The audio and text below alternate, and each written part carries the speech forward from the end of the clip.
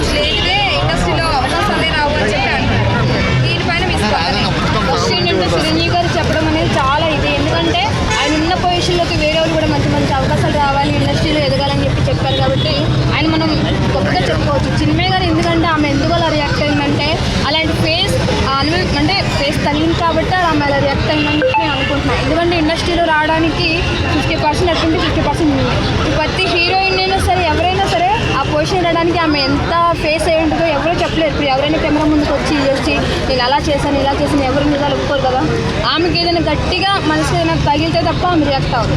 అందుకని చెప్పి చిరంజీవి గారు చెప్పడం గొప్ప విషయం కాబట్టి ఎవరి ఇన్నర్ ఫీలింగ్ వాళ్ళకు ఉంది. ఎందుకంటే అలాంటి సిచ్యువేషన్స్ ఫేస్ చేసిన వాళ్ళే తప్ప అలా రియాక్ట్ అవ్వరని చెప్పి అనుకుంటున్నాం. ఎందుకంటే చిన్మయ్య గారు కూడా అలాంటి సిచ్యువేషన్ ఎదురై ఉంటుందేమో.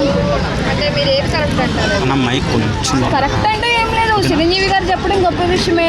ఆమె ఎందుకు రియాక్ట్ అయిందంటే అలాంటి సిచ్యువేషన్స్ ఉంది కాబట్టి ఆమె అయింది. ఒక విషయం చెప్పాలంటే ఇండస్ట్రీలో అసలు లైఫ్ అనేది మనము మంచిగా పొజిషన్ అవ్వాలి, ఒక ఫేమస్ అవ్వాలి, ఒక మనీ సంపాదించాలంటే ఒకటి కింద బతకాలంత అవసరం లేదు.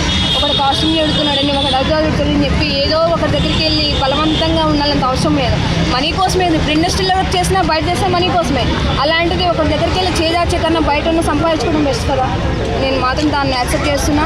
ఎవరైనా ఇండస్ట్రీ వాళ్ళు మంచిగా ఎదగాలి అనుకుంటే ఎవడి ఓన్ టాలెంట్తో వాడు పైకి వెళ్తాయి. ఇప్పుడు చాలామంది ఇన్స్టాగ్రామ్ ద్వారా యూట్యూబ్ ద్వారా చాలామంది ఫేమస్ అవుతున్నారు.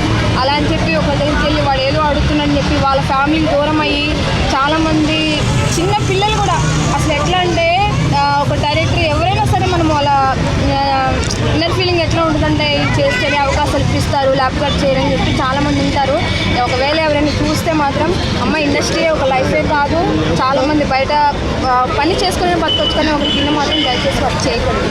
అంటే ఇండస్ట్రీలోకి హీరోయిన్స్ కానీ లేదంటే ఆర్టిస్టులు కానీ రావాలంటే పక్కా కమిట్మెంట్ ఉంటుంది అని చెప్పి అంటున్నారు. దానిపై మీరు మ్యాక్సిమం అట్లా ఉంటే ఉంది చాలామంది హీరోయిన్సే కానీ ఎవరైనా సరే నువ్వు ఎంత గ్లామర్ మెయింటైన్ చేసినా నువ్వు ఎంత ఉన్నా సరే వాళ్ళు చూసే విధి మాత్రం వేరేలాగానే ఉంటుంది. అలా అని చెప్పి నేను అందరినీ అనట్లేదు కానీ కొంతమంది ఫేస్ చేసి ఉంటారు. అది అంటే ఎందుకు ఇండస్ట్రీ ఎలా ఉందంటారు? మరి ఇండస్ట్రీ ఉందంటే ఎందుకంటే ఆ హీరోయిన్కి ఫేమస్ అవ్వాలి, మనీ కావాలి, డైరెక్టర్కి అది కావాలి అంతే. ఓకే, మరి చిన్మయ్య గారు ఈ మధ్య ఎక్కువ కాంట్రవర్సీలో కనిపిస్తున్నారు, ఎందుకంటారు? మరి అది ఆమెకు తెలియాలక్క.